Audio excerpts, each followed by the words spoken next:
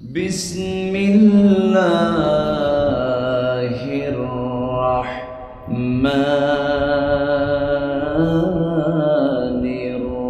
الرحيم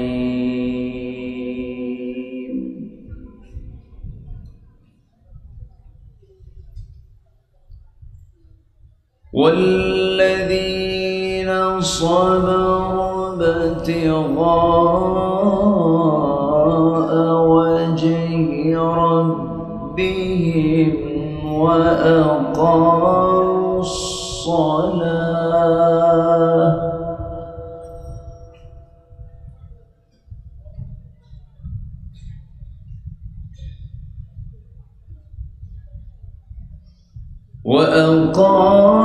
الصلاة وأنفقوا مما رزقناهم سرا وعلانية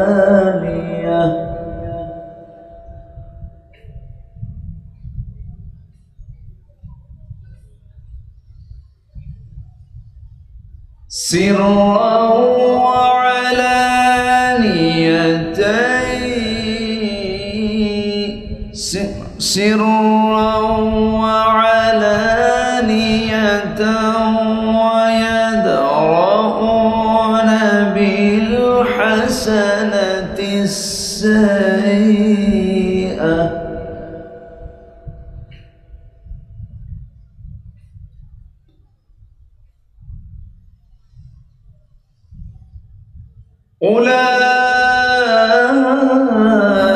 أولئك لهم عقبى الدار جنات عدن يدخلونها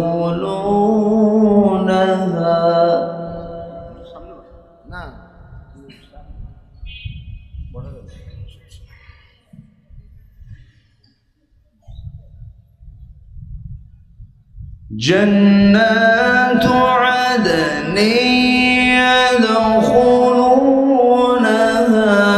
ومن صلح من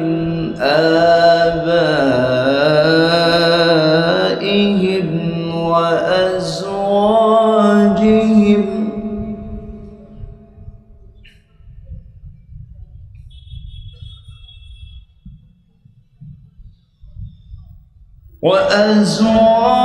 وأزواجهم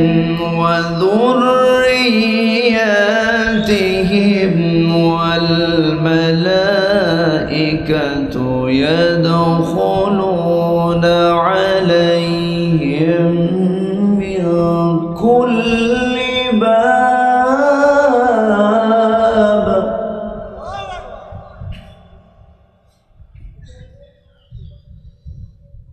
سلام عليكم بما صبرتم فنعم عقبى الدار.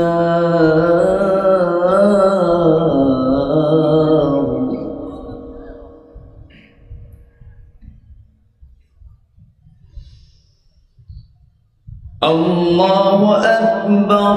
بسم الله الرحمن الرحيم.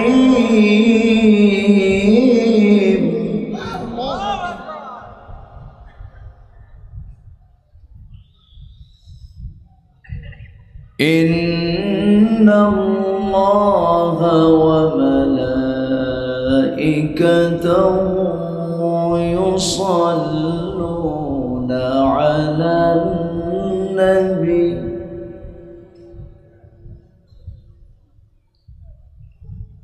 يا أيها الذين آمنوا صلوا عليه وسلموا تسليما. اللهم আমরা দুনিয়ার একটা জনপ্রিয়তার জন্য কত কি করি, কিন্তু আপনি কি জানেন এমন কিছু আমল আছে যে আমলগুলো বান্দা গোপনে গোপনে করলে ফেরেশতারা আসমানে গিয়ে তার নামে এলান শুরু করে দেয়। সকল আসমানের যারা বাসিন্দা ফেরেশতারা তারা বলা বলি করে, তুমি কি জানো যশোরের ওই এলাকার একটা বান্দা আছে, যে বান্দাটা আল্লাহকে খুশি করার জন্য আমলগুলো করে। সকল ফেরেশতাদের মাঝে এটা মানে ছড়িয়ে পড়ে। ফেরেশতারা তখন আল্লাহর কাছে বলে, আল্লাহ এই বান্দাকে মাফ করে দাও। তাহলে দুনিয়ার প্রভাব যতটুকু আমাদের প্রয়োজন তার চাইতে আসমানের প্রভাব কম দরকার না বেশি দরকার? বেশি দরকার। আমরা জনপ্রিয় হতে চাই আকাশে, জোরে বলি ইনশাআল্লাহ। সম্মানিত ভাইয়েরা, বেশ কিছু কথা নিয়ে আমি বসেছি আজকে। দেখি ধীরে ধীরে আলোচনার দিকে চলে যাচ্ছি। সূরাতুর রাআদ। রাআদ মানে হলো বজ্রপাত। মাঝে মাঝে আকাশে বিজলি চমকায়। বিজলি চমকায় না? চমকায়, আওয়াজ হয়, এমন শব্দ হয়, তখন মনে হয় যে হ্যাঁ, তখন যেন মনে হয় যে এই যেন কিয়ামত শুরু হয়ে গেল। সকল কিছুর ভিতরে যত পাওয়ার আমরা দেখতে পাই, সবচাইতে সুপ্রিম পাওয়ার একমাত্র কেবলমাত্র শুধুমাত্র কার? আল্লাহ। তার কোনো কাজ করতে কি কোনো সময় লাগে? কোনো প্ল্যান করা লাগে? আমার আল্লাহর কোনো কাজের সময় লাগে না। শুধু তিনি কি বলেন? ইন্নামা আমরুহু ইযা আরাদা শাইআন আন ইয়াকুলা লাহু কুন ফায়াকুন। জোরে বলুন আল্লাহু আকবার। আমার আল্লাহ যখন কোনো কাজের ইচ্ছা পোষণ করেন, ইরাদা পোষণ করেন, শুধু তিনি বলেন হও, সঙ্গে সঙ্গে তা হয়ে যায়। মাইক্রো সেকেন্ডও লাগে না, সঙ্গে সঙ্গে তা বাস্তবায়ন হয়ে যায়।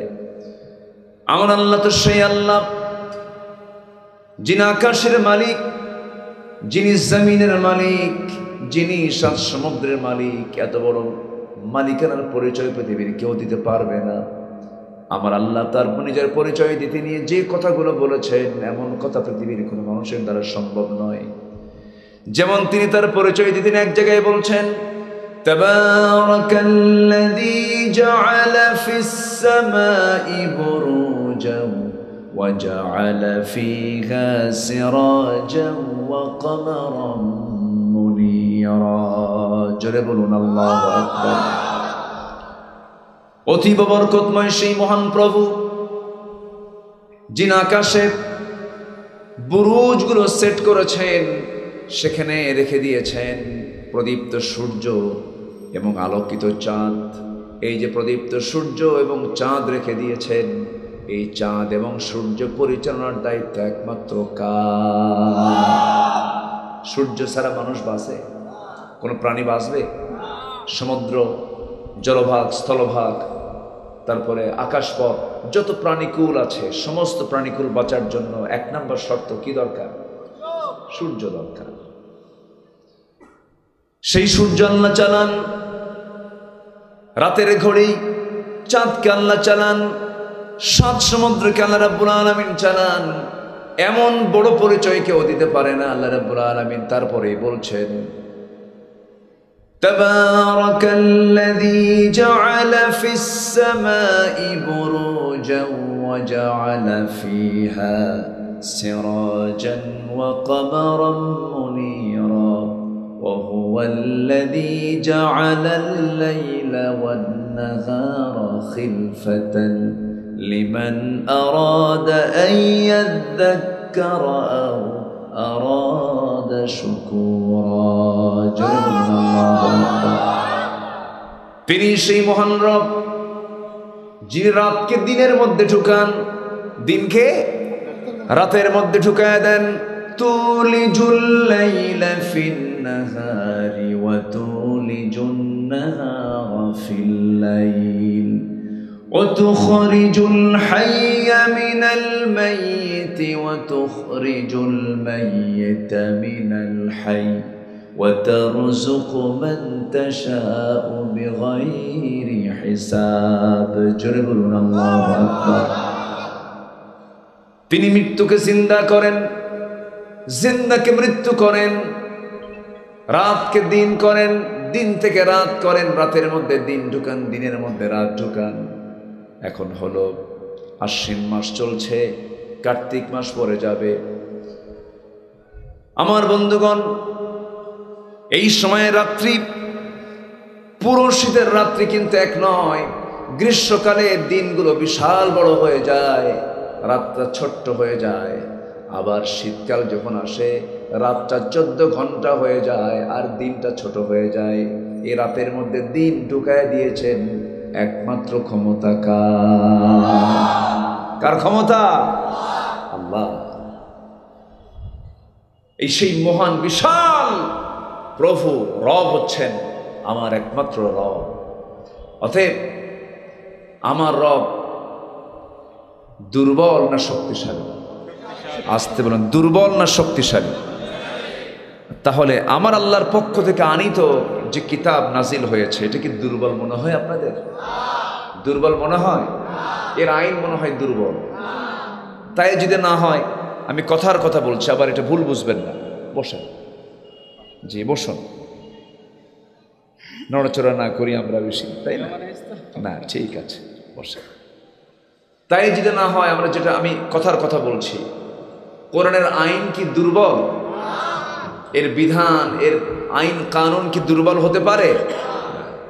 কিন্তু এত মজবুত একটি সংবিধান থাকার পরেও এই জাতির সাংবিধানিক একটা ক্রাইসিস আছে না নাই? সাংবিধানিক ক্রাইসিস আছে না নাই? ঘটনা কি? ফোন এসেছে, এটা খেয়াল রাখেন, আওয়াজ হচ্ছে কেন? আমার দেশে এই সংবিধানের কতবার সংশোধন হলো, এটা চলবে না। কেউ বাবারটা চায়, কেউ স্বামীরটা চায়। কি আসতে কয়, ঠিক কিনা বলে? কেউ বাপ নিয়ে ব্যস্ত, কেউ স্বামী নিয়ে ব্যস্ত।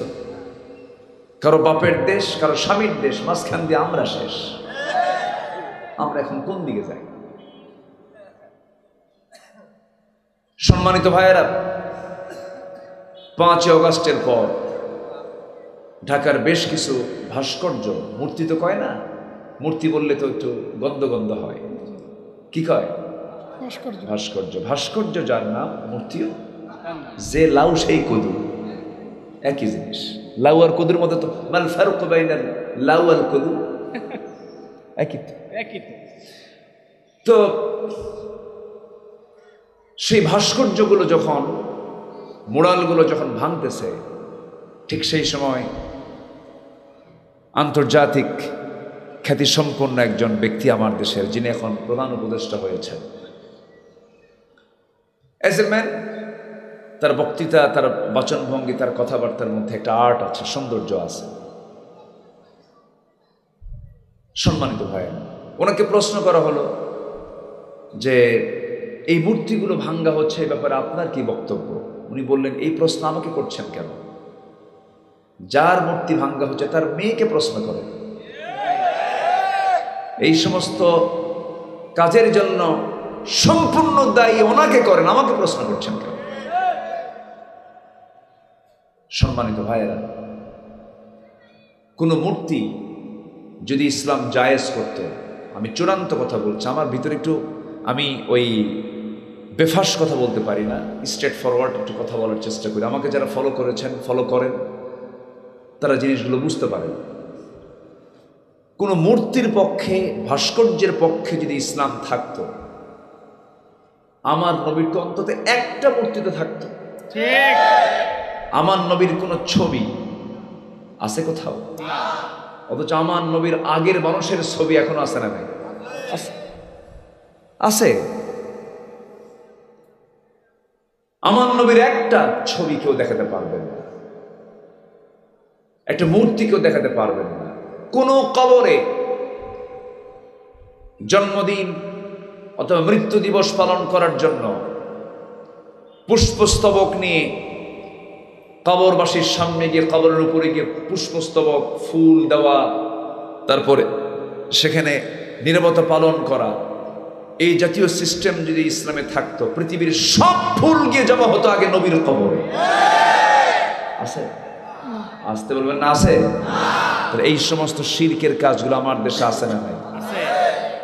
21শে ফেব্রুয়ারি জুতা পায় না খালি পায়? খালি পায়। শুনুন, একটা কথা বলি, আল্লাহ সব মাফ করবেন, কিন্তু এই সমস্ত আকাম কুকাম মাফ করবেন না। এগুলো হচ্ছে আকাম, এগুলো শিরকের কাজ, জঘন্য কাজ। এই সমস্ত কথাগুলো কোনোদিন আমি না বলে থাকিনি, বলেছি, জেলও খাটছে।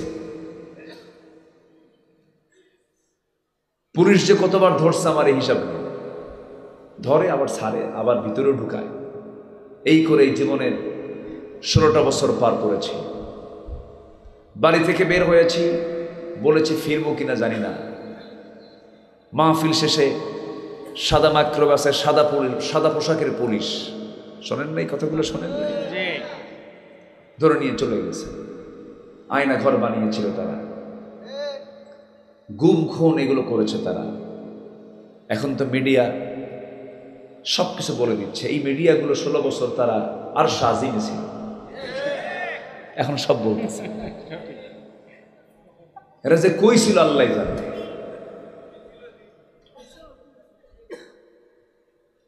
এদের সাংবাদিকতা বাদ দিয়া কিষান খেটে খাওয়া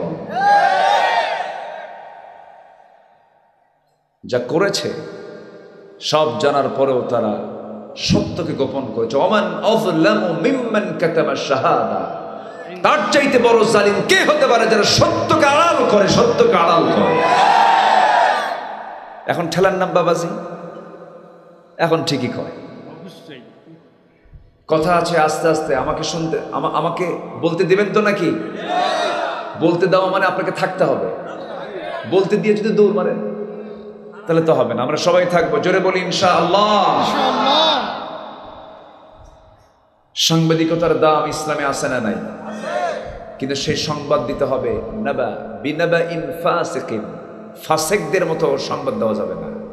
সঠিক সংবাদদাতা হতে হবে। আমার নবীজির সাংবাদিক ছিল, গোয়েন্দা সংস্থা ছিল। আমার নবীজির সাংবাদিক ছিলেন হলো সাইয়েদনা আলী রাদিয়াল্লাহু তাআলা আনহু, বড় একজন সাংবাদিক তিনি ছিলেন। আল্লাহু আকবার। এরকম চোর সাংবাদিক না। সম্মানিত ভাইয়েরা, তাহলে 5 আগস্টের পরে আমরা একটা নতুন পরিবেশ পেয়েছি, বলি আলহামদুলিল্লাহ। কিন্তু আসল বিজয় কি হয়েছে আমাদের? আসতে পারে। আসল বিজয় কি হয়েছে? সাইকেল রাখলে সাইকেল থাকে, মোবাইল থুয়ে গেলে মোবাইল থাকে? থাকে না। এই যে বসে আছেন, মনে মনে হয়তো দূর দূর অনেকে চিন্তা করতে, সাইকেল তো থুয়ে আসলাম, থাকবে তো।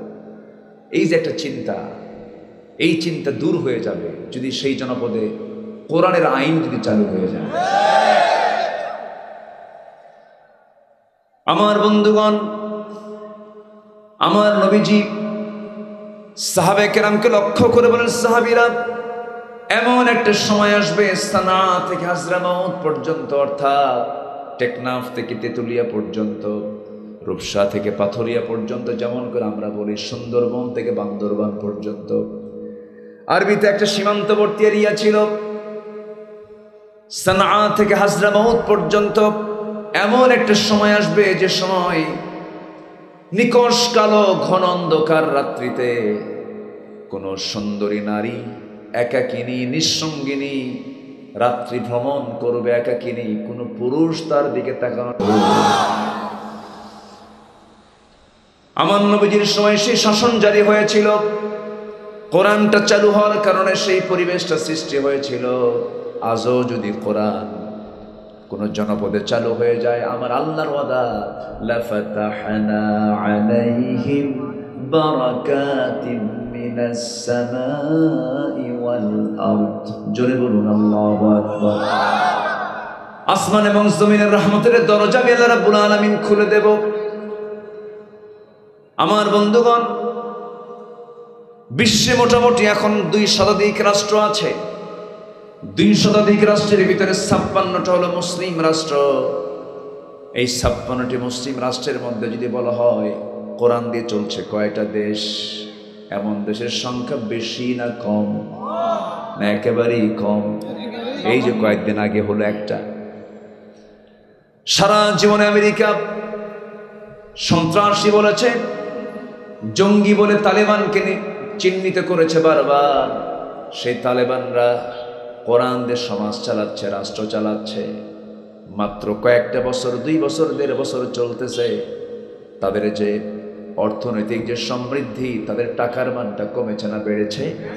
বেড়েছে। ওদের পক্ষে কথা বললে পরে আমাদেরকে বলো জঙ্গি, আমাদেরকে জঙ্গি। মানে তারা প্রমাণ করতে চায় ইসলাম মানি হলো জঙ্গিবাদ, ইসলাম যারা মানবে তারা হলো জঙ্গি। এই সমস্ত মিথ্যা অপপ্রচারগুলো চালানোর জন্য আমার দেশেও কিছু দালাল আছে না নাই? আচ্ছা, আমার দেশেও কিছু দালাল আছে। এগুলোকে ফেস করতে হবে, শত্রুগুলোকে চিহ্নিত করতে হবে। সম্মানিত ভাইয়েরা, আল্লাহ তাআলা আমাদেরকে একটা চান্স দিয়েছেন, একটা সুন্দর সময় আমরা পেয়েছি। আর মাহফিল করতে কমিটির কোনো টেনশন নাই। টেনশন আছে? দেখেন মুরব্বী কি হাসিটা মারছে এখানে, কোনো টেনশন নাই। কি যে পেরেশানি জানেন, মাহফিল কমিটির যে মূল ব্যক্তি, সে যে কত বড় আসামি ছিল 16 বছর। থানায় গিয়ে সামনে দাঁড়ায় থাকতে হতো। পুলিশ বলতে মাহফিল করে লাভ কি, বিড়ি খাইয়া লাভ কি?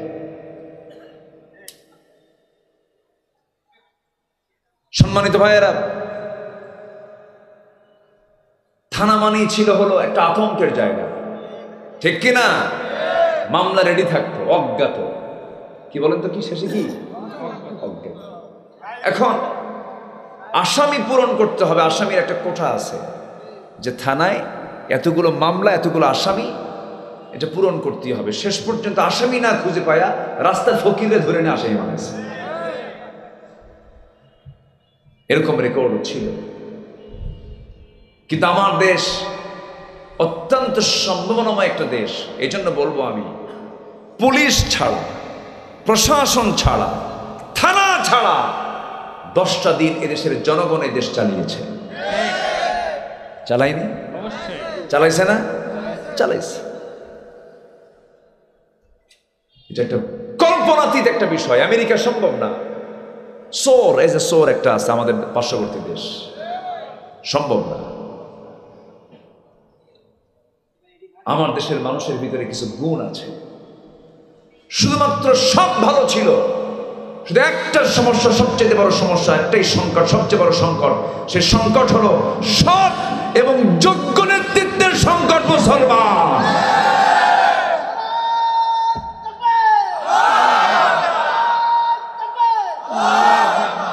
আমরা এমন নেতা পেয়েছিলাম এই 16 বছর। ফেরাউন বেঁচে ছিল হলো 1600 বছর। কত বছর? আর আমাদের দেশে ফেরাউন ছিল কত বছর? সংখ্যা যে মিলল কেমনে বুঝলাম না।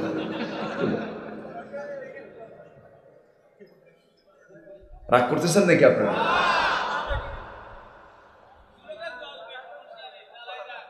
হুজুর চলবে, হুজুর না, চালিয়ে যান। আপনাদের ভাষা কত সুন্দর। জি মাশাআল্লাহ, আলহামদুলিল্লাহ বলেন। আলহামদুলিল্লাহ। ভাষাগুলো একদম গটগট করে বলেন। সব ভাষা একদম স্বচ্ছ, পরিষ্কার, বোঝা যায়। নোয়াখালীর ভাষা আরো বোঝা যায়, একটু প্যাঁচ আছে, তাও তাদের ভাষাও সুন্দর। বলি আলহামদুলিল্লাহ। সব মা কি খারাপ ভাষা শিখায়? মায়ের ভাষা বলতে সব ভালো। বলি আলহামদুলিল্লাহ। কোনো মায়ের ভাষাই খারাপ নয়।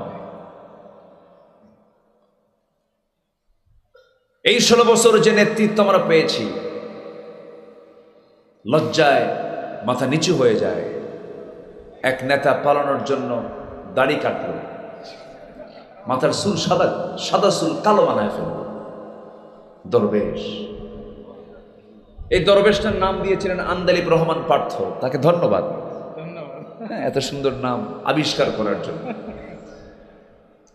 এই আন্দালিব রহমান পার্থ তার নামটা দরবেশ দিয়েছিল। বাস, আসলে দরবেশই। এত সুন্দর চেহারা, মাথার চুল আর দাড়ি দেখে মনে হয় আসমান থেকে কেবলই জিবরাইল নাম। এত সুন্দর চেহারা। হাজার হাজার কোটি টাকার মালিক, শীর্ষস্থানীয় ধনী, পালানোর রাস্তা পাচ্ছে না, নৌকায় চলল, নৌকা আর ভেড়ে না, কুল কিনারা খুঁজে পায় না, কোস্টগার্ড ধরে ফেলল। সাথে ছিল আরেক বন্ধু আইনমন্ত্রী, তাকে ধরে নিয়ে আসতেছে, টের পায় নাই যে আরেকজন আছে এই জায়গায়। আইনমন্ত্রী এখন নিজেই বলে, আমার একা নিয়ে যাবো কেন, ওই যে দরবেশ বসে আছে। দরবেশ বসে আছে। জালিমের বন্ধু জালেম হয় না, কিন্তু ইমানদারের বন্ধু ইমানদার হয়। কিন্তু ওই জায়গায় কোনো ইমানদার যদি দেখে আমার ইমানদার ভাইটা বিপদে পড়বে না, আমার বিপদ হয়ে যাক, আমি দুনিয়া থেকে বিদায় হয়ে যায়, আমার ইমানদার বন্ধু বেঁচে থাক।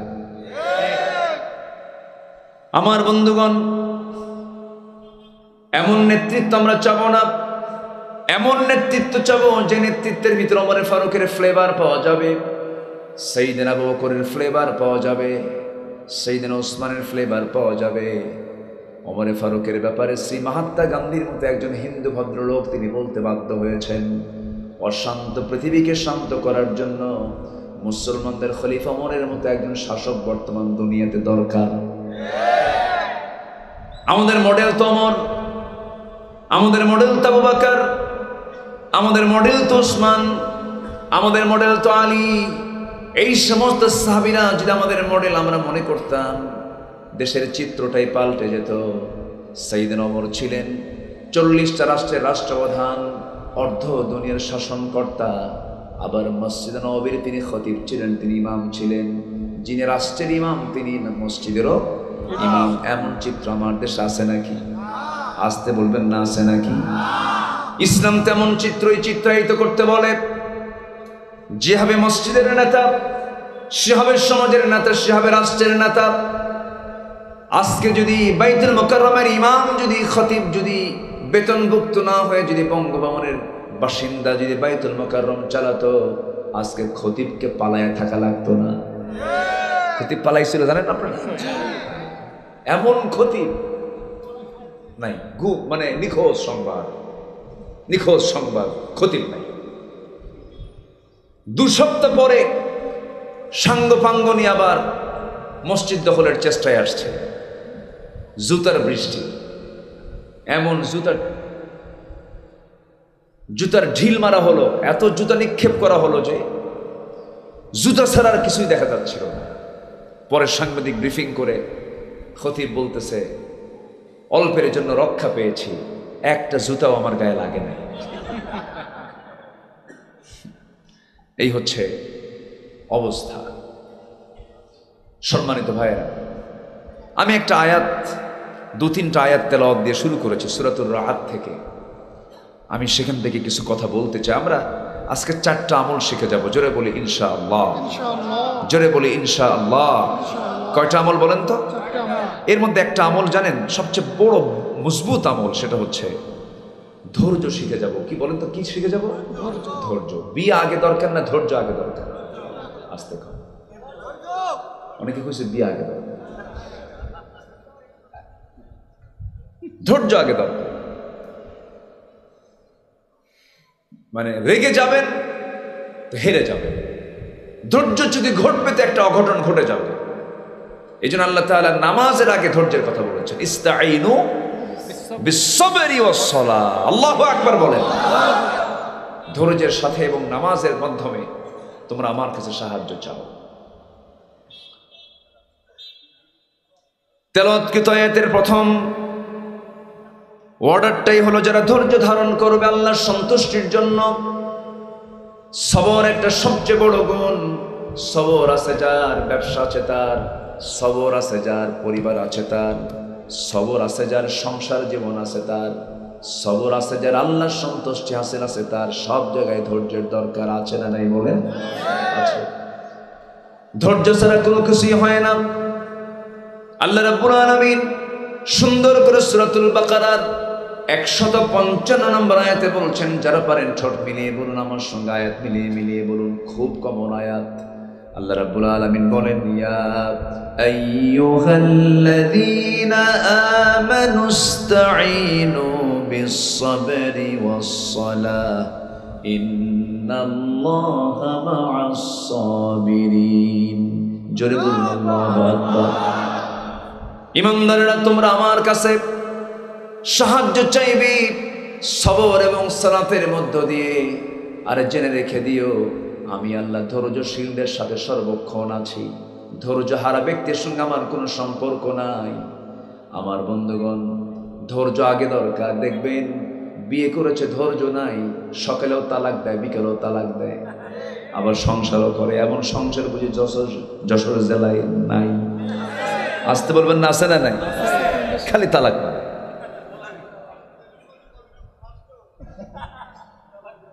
আমার ফোন প্রায় প্রায় দিয়ে বলে, হুজুর তালাক তো মারছে।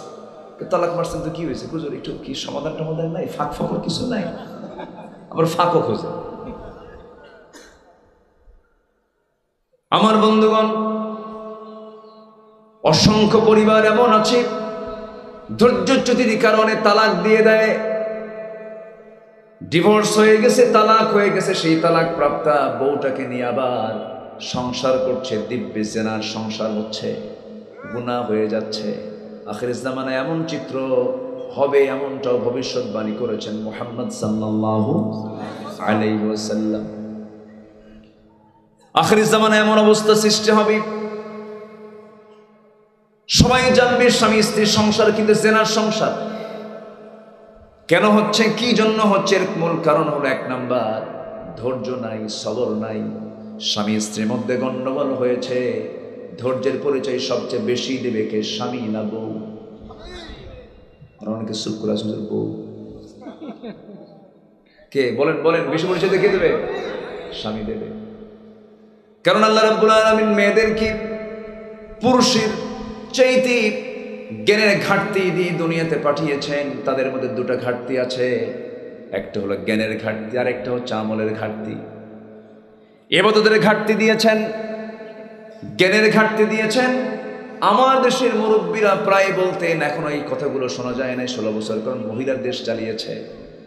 মুরব্বীরা বলতেন মেয়েদের বুদ্ধি হলো হাঁটুর নিচে, না কি জানি বলতেন না, ঠিক করেন না, বাড়িতে বউ আছে, আবার একটু আস্তে আস্তে বলো, হ্যাঁ জায়গা হবেন না কিন্তু। কিন্তু তা নয়। আল্লাহ তাআলা নারীকে সম্মান দিয়েছেন, মর্যাদা দিয়েছেন। তবে আল্লাহ রাব্বুল আলামিন নারীদেরকে, রাসূল নিজে বলেছেন, তোমাদের কিছু ইলমের ঘাটতি আছে, জ্ঞানের ঘাটতি আছে, ইবাদতের ঘাটতি আছে। এই ঘাটতি পূরণ করার জন্য তোমরা বেশি বেশি করে দান করো। সঙ্গে সঙ্গে সাহাবীরা ধরে ফেললেন। মহিলা সাহাবীরা আড়াল থেকে বলছেন, ইয়া রাসূলুল্লাহ, জ্ঞানের ঘাটতি কি, ইলমের ঘাটতি কি, আর হচ্ছে আমাদের ইবাদতের আমলের ঘাটতিটা কি, একটু আমাদেরকে শেখায় দেন। রাসূল বললেন, জ্ঞানের ঘাটতি হলো সাক্ষীর যখন প্রয়োজন হয়, পুরুষ একজন হলেই হয়, কিন্তু নারীর লাগে কয়জন? দুজন। তাহলে একজন পুরুষ সমান নারী দুজন। এরপরে তোমাদের আমলের ঘাটতি হলো, পুরুষ মানুষ সারা মাস, তারা সারা বছর, সারা জীবন তারা ইবাদত করতে পারে, নামাজ থেকে তারা মাহরুম থাকতে পারে না, নামাজ তাদের জন্য বাধ্যতামূলক। কিন্তু হাজারো তোমরা চেষ্টা করো না কেন, মাসের একটা নির্দিষ্ট সময় পর্যন্ত তোমরা নামাজের মতো ফরজ ইবাদত আদায় করতে পারো না। 3 থেকে 10 দিন পর্যন্ত হতে পারে। এটা তোমাদের আমলের ঘাটতি। আমার বন্ধুগণ,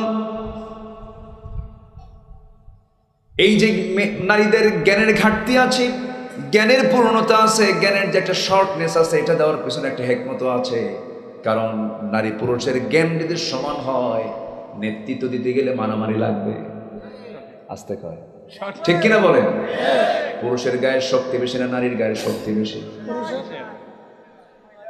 অনেকে কিছু হুজুর আমার বউয়ের গায়ের শক্তি বেশি, কিন্তু গড় এভারেজে বলছি, গড় ভাবে যদি আমরা দেখি, তাহলে পুরুষের গায়ের শক্তিটাই বেশি। চামড়া পুরুষের শক্তি মানে মজবুত না নারীর মজবুত? পুরুষের মজবুত, পুরুষের মজবুত, নারীর মজবুত শরীর নয়। জন্মগত দিক থেকে এটা কেন, একটু কান লাগান, মনোযোগ দিয়ে শোনেন কথাগুলো। সাইয়েদনা আলীর সময়, সাইয়েদনা আলী রাদিয়াল্লাহু আনহুর সময়ে একটা ঘটনা ঘটে গিয়েছিল, সেটা হলো একই ঘরের মধ্যে দুজন মহিলা সন্তান সম্ভবা, দুজন মহিলা ঘুমিয়ে পড়েছে। আল্লাহর কি ফায়সালা, ওই অন্ধকার রাত্রিতে দুজন মহিলার পেট থেকে সন্তান ডেলিভারি হয়ে গেছে। সন্তান যখন ডেলিভারি হয়ে গেল, প্রত্যেক মাই জানে, দুজনই জানে এটা কার সন্তান কার সন্তান, কিন্তু সকালবেলা একজনের গর্ভ থেকে ছেলে আর একজনের গর্ভ থেকে মেয়ে হয়েছে, কিন্তু ছেলের সন্তান নেওয়ার জন্য দুজন মারামারি লাগছে। যুগে যুগে সব সময় মেয়ের চাইতে ছেলের সন্তানের প্রতি আকর্ষণ কম না বেশি? এখনো এখনো আছে এটা? এখনো যদি কারোর মধ্যে থাকে, এটা অবশ্যই জাহালাতের চিন্তা। এটা যার ঘরে মেয়ে আছে এটাও রহমত, যার ঘরে ছেলে আছে এটা একটু কম রহমত। মুসকে মুসকে হাসে। আপনার কি আছে? আপনার কি কোন? ও মেয়েও আছে। যাক, মানে উনি খুশি, দুই দিকে আছে তো, বলেন আলহামদুলিল্লাহ। ছেলে যার ঘরে আছে রহমত, মেয়ে যার ঘরে আছে তার চেয়ে বেশি রহমত। আল্লাহু আকবার বলেন। আমার নবীর ঘরে ছেলে না মেয়ে? বলেন বলেন বলেন বলেন। কয়টা মেয়ে? চারটা। আল্লাহ তাআলা আমাকেও চারটা মেয়ে দিয়েছেন।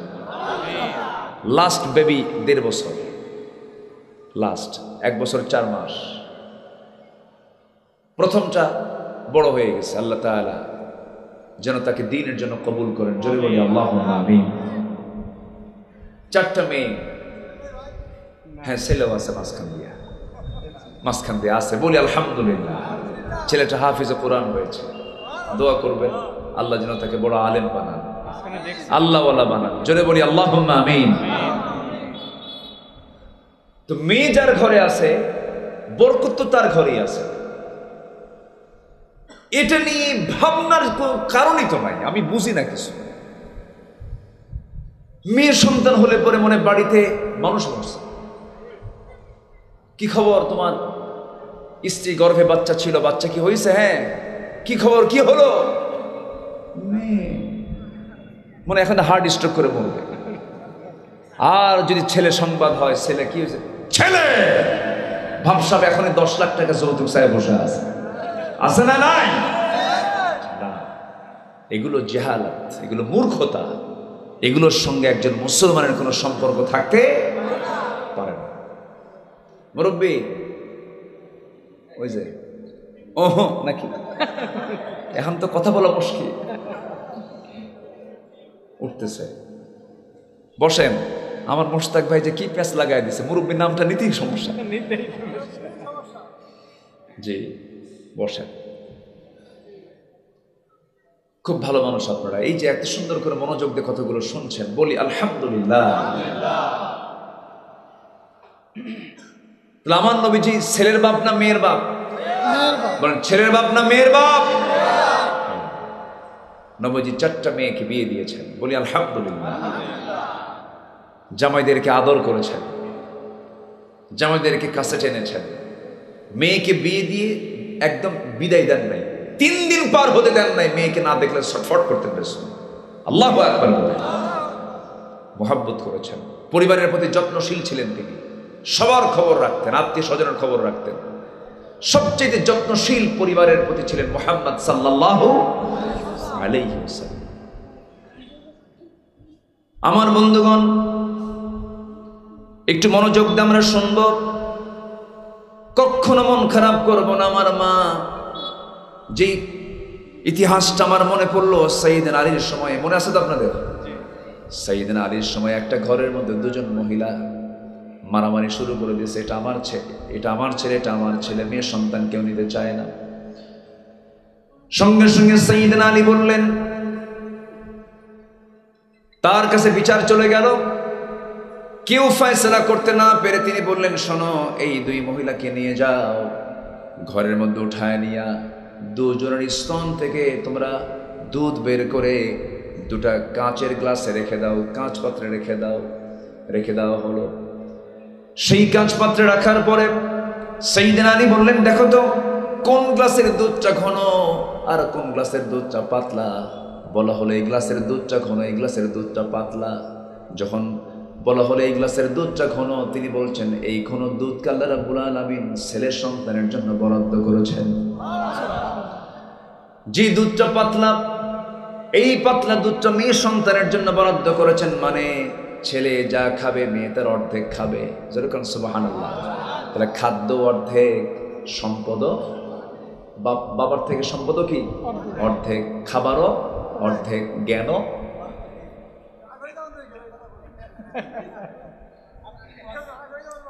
কি প্যাঁচ লাগাই দিচ্ছি নাকি আমি? এটা বাস্তব। যে এটা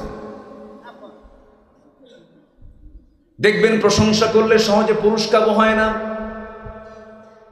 কোন পুরুষের সামনে যদি আপনি তার প্রশংসা শুরু করেন, সে মনে মনে ভাববে সে আমারে মনে হয় একটা কিছু করতে চাচ্ছে, এত পাম দেয় কেন। কিন্তু একটা মেয়ের সামনে যখন বলবেন, আপনার বউকে যখন বলবেন, শোনো তুমি আমার চোখ আকাশের পূর্ণিমার চাঁদ, হ্যাঁ আমি তাই, কি কথা বোঝেন নাই? মেয়েরা প্রশংসাকে খুব প্রাধান্য দিয়ে থাকেন।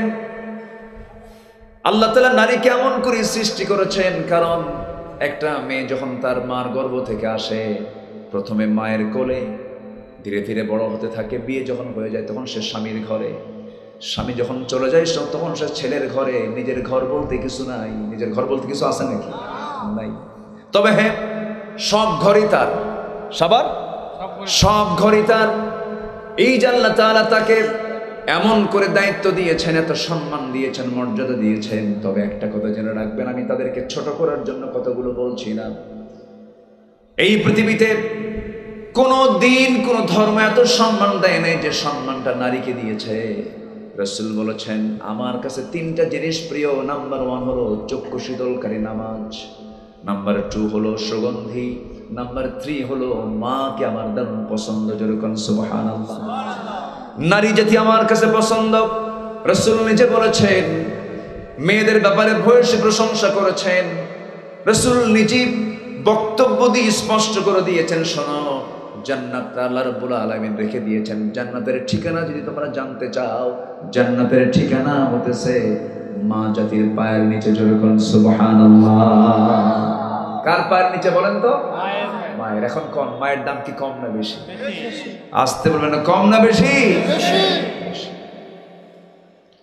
আল্লাহ জানেন নেতৃত্বের জন্য কিছু ব্যালেন্স করা দরকার। শক্তি, জ্ঞান সব কিছুকে ব্যালেন্স না করলে পরে নেতৃত্ব থাকবে না, চেইন অফ কমান্ড থাকবে না, রিজালু কাওয়ামুনা আলান নিসা এটা থাকবে না। আল্লাহ তাআলা সব কিছু বুঝে সৃষ্টির দিকটা তিনি ব্যালেন্স করেছেন। তিনি শুধু সৃষ্টি করেন নাই, আল্লাযী খালাকাকা ফাসাওয়াকা ফাআদালাক ফি আইয়ি সূরাতিন মা শাআ রাক্কাবাক। জোরে বলুন আল্লাহু আকবার। এখন প্রশ্ন হলো, দুধ কেন ঘন হলো, দুধ কেন পাতলা হলো? কি ঠিক কিনা বলেন? দুধ কেন ঘন হলো, দুধ কেন পাতলা হলো? ওয়াজ আবার শুরু হলো। জোরে বলি ইনশাআল্লাহ। আমরা 4টা আমল শিখে যাব, একটা আয়াত থেকে, 2টা আয়াত থেকে। সূরা রাদের 22 নম্বর আয়াতে 4টা আমল আল্লাহ পাক শিখিয়ে দিয়েছেন। কয়টা আমল? 4টা আমল শিখিয়ে দিয়ে বলছেন, এই 4টা আমল করো, আমি তোমাকে সুন্দর একটা জান্নাত দিয়ে দেব। শুধু সেই জান্নাতে তুমি প্রবেশ করবে না, তোমার বদৌলতে তোমার আব্বারও প্রবেশ করবে। আল্লাহু আকবার। আল্লাহ তাআলা এখানে বলেছেন, ওমান সালাহা মিন আবাইহিম ওয়া আজওয়াজিহিম। কিন্তু ওই আজর মার্কা বাপ হওয়া যাবে না। আজর কার বাপ? ওরে ওয়াজ তো সবাই জানে, দেখি ওয়াজ তো করা কঠিন। এটা তো কঠিন প্রশ্ন, তো এটা সহজ না, তো ইতিহাস ঘাটতে হবে। আল্লাহু আকবার বলেন।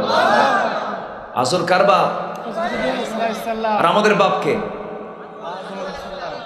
ইব্রাহিম। আদম তো আছে, আমি যেটা মিন করছি। তাহলে আজর কার বাপ? বলেন বলেন বলেন। আর আমাদের বাপকে?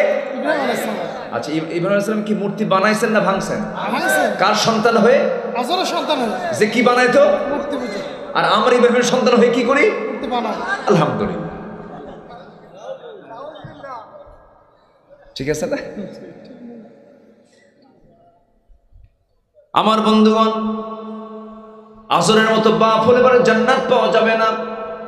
নেক্সট সন্তানের যদি বাপ হতে পারি, এটা আমার আপনার জন্য বোনাস। শুধু সে নিজে জান্নাতে যাবে না, তার আব্বা আম্মাকেও জান্নাতে নিয়ে যাবে। আল্লাহ তাআলা অর্ডার দিবেন, ও বান্দা তোর কার কার পছন্দ তুই নে, কাকে কাকে তোমার ভালো লাগে নিয়ে নাও, তাদেরকে নিয়ে তুমি জান্নাতে চলে যাও। কিন্তু জান্নাতে যাওয়ার জন্য কিছু পজিশন লাগবে। একটা বান্দা জান্নাতের উপযুক্ত তখনই হবে যখন বান্দা শিরিক মুক্ত জীবন গড়বে, শিরিকের গন্ধ যার মধ্যে থাকবে না। দেখবেন আমার দেশে কিছু রুগী আছে, কবর দেখলে পরে সেজদা দেয়। ওটা কি মানুষ না রুগী? বলেন মানুষ না রুগী? ওটা এই রোগে আক্রান্ত হলে পরে জাহান্নাম তার জন্য বরাদ্দ হয়ে যাবে। আমার দেশের কিছু দরবারি হুজুর আছে, তারা কবর পূজার পক্ষে, ওরা বলে তাজিমি সেজদা। দেখছেন কি সব ভাষা, তাজিমি সেজদা। একটা আছে যে গান টান গায়, কি হ্যাঁ কি সিচুয়েশন, কি আমার দেশে যে কি চলছে এখন, এগুলোকে একটু ব্যালেন্স করা দরকার। বেহুদা বক্তব্য যারা দেবে তাদেরকে মঞ্চ থেকে নামায় দেওয়া দরকার, ঠিক কিনা? মঞ্চটাকে কলুষিত করছে একটা মহল, আয়াত নাই, হাদিস নাই, খাজা দিল কর তাজা, ইসমে জালাল, গাজার কলকি খাওয়া হালাল। যেরকম নাউজুবিল্লাহ আছে না নাই? আছে। এদের সংখ্যাও কিন্তু কম না, অনেক। চিটাগাং গেলে তো উপায় নাই, কত যে মাজার আমার দেশে আছে। এক এলাকার নাম আছে 3 লাখ পীর। কয় লাখ পীর? 3 লাখ পীর। মানিকগঞ্জে এক মাহফিলে গেছে কয়েক বছর আগে, যে গ্রামে মাহফিল সেই গ্রামে 350 পীর। তো বললাম আমারে দাওয়াত দিচ্ছেন কেন? হুজুর একটাও নামাজ পড়ে না।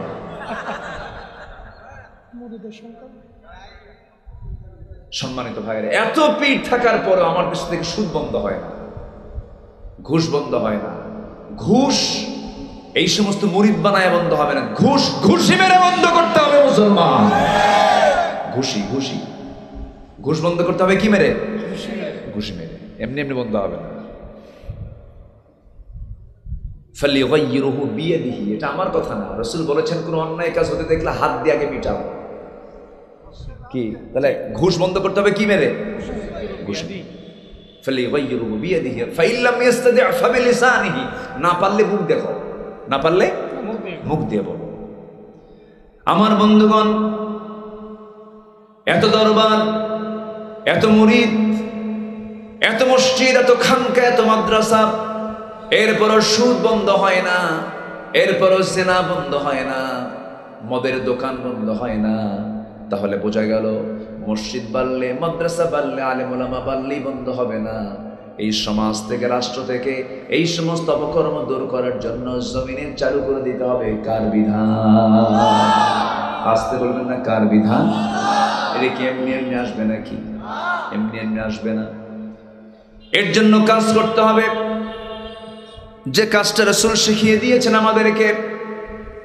আল্লাহ তাআলা তার রাসূলকে কেন পাঠিয়েছেন, কি জন্য পাঠিয়েছেন? কোরআনকে প্রশ্ন করুন, কোরআন জবাব দিয়ে দিচ্ছে।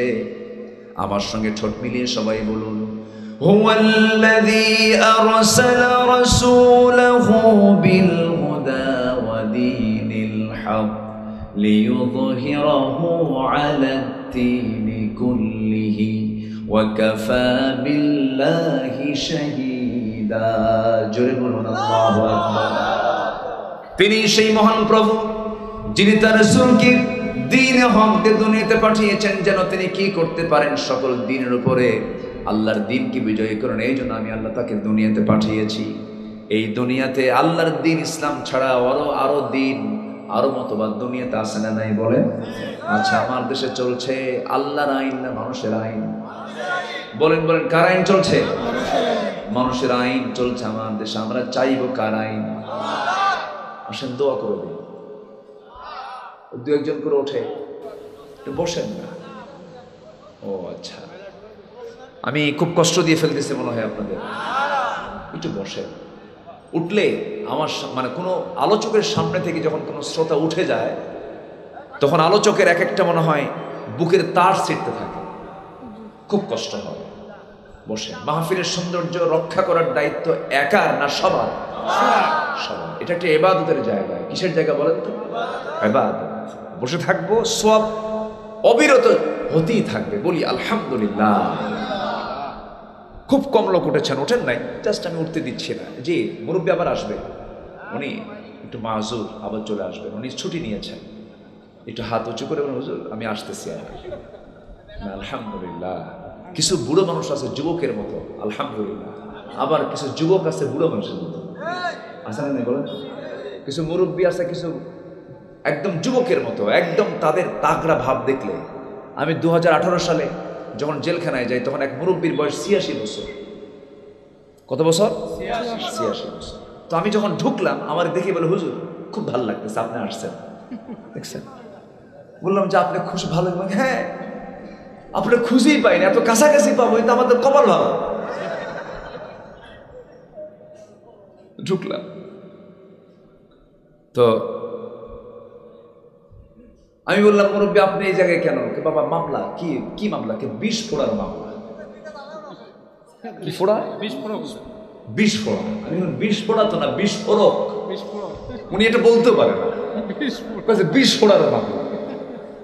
তো আমার পরে বলতেছে, আচ্ছা হুজুর একটু বলেন তো এটা কি মামলা, এটা খায় না কি করে? চিন্তা করেন বয়স কত বছর? 86 বছরের মানুষকে বিস্ফোরক এই জিনিসগুলো নিয়ে কি কিছু করতে পারে? তার তো কোমরই নয়। কি করেছে তারা? এই দীর্ঘদিন ধরে এই যে মামলাগুলো চালিয়েছে তারা, আহারে এদেশের মানুষ টের পাচ্ছে। আল্লামা সাঈদী কত বড় রত্ন ছিলেন। আল্লাহু আকবার, জোরে বলি আল্লাহু আকবার। আলেমদের রক্ত নিয়ে যারাই খেলেছে, তারা ইতিহাসে রাস্তা করে নিক্ষিপ্ত হয়েছে। উনি যে বড় আল্লাহওয়ালা ছিলেন তার বড় প্রমাণ হলো, তিনি বলেছিলেন আজ থেকে আরো 20-25 বছর আগের বক্তব্য, এমন একটি দিন সময় আসবে পালানোর জন্য একটা ইঁদুরের গর্ত খুঁজে পাওয়া না। কালামানিক জায়া সিলেটে কলার পাতায় শুয়ে আছে। কি জানেন না? জানেন না? জানেন না? সিলেটবাসীকে ধন্যবাদ, বিসি আউট করে দিয়েছে। সম্মানিত ভাই, আল্লাহ কি দেখান, কি দেখান না, কি করেন না আল্লাহ দেখেন। আল্লাহু আকবার বলুন। সম্মানিত ভাইয়েরা, উনি বলেছিলেন শুধু গোড়ায় একটা ঝাঁকি দেওয়া হবে, মামুর বাড়ি দিল্লি গিয়ে পড়বে। একদম সোজা কোথায় গিয়ে পড়ছে? একদম নামে নাম মিলে গেছে। সম্মানিত ভাইয়েরা, সেই মহান ব্যক্তি এদেশের মানুষ গড়ার কারিগর, হতাশাগ্রস্ত যুবকদের আলোর দিশা ছিলেন। অযোগ্য অবাধ্য সন্তানদের অনুগত সন্তানের রূপ দিয়েছেন যার বক্তব্য দিয়ে, তিনি হচ্ছেন আল্লামা সাঈদী।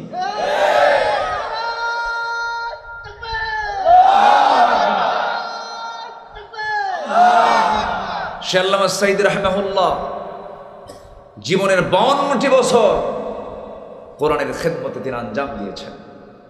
52 বছর তিনি মারা যাননি, তাকে মেরে ফেলা হয়েছে, ঠিক কিনা? এই তাফসীর মাহফিলের প্ল্যাটফর্ম থেকে প্রযুক্তির কল্যাণে জানান দিতে চাই, যে সমস্ত ব্যক্তিদের ষড়যন্ত্রের মধ্য দিয়ে একটা সুস্থ মানুষকে জেলখানা থেকে ধরে নিয়ে এসে চিকিৎসার নামে হার্টের রোগী বানিয়ে তাকে জেলখানা থেকে বের করে হসপিটালে রেখে, যে ডাক্তারদের অধীনে রেখে তাকে ইনজেকশন পুশ করে মারা হয়েছে, অবিলম্বে সেই সমস্ত চিকিৎসকদেরকে গ্রেফতার করার সময়ের দাবি।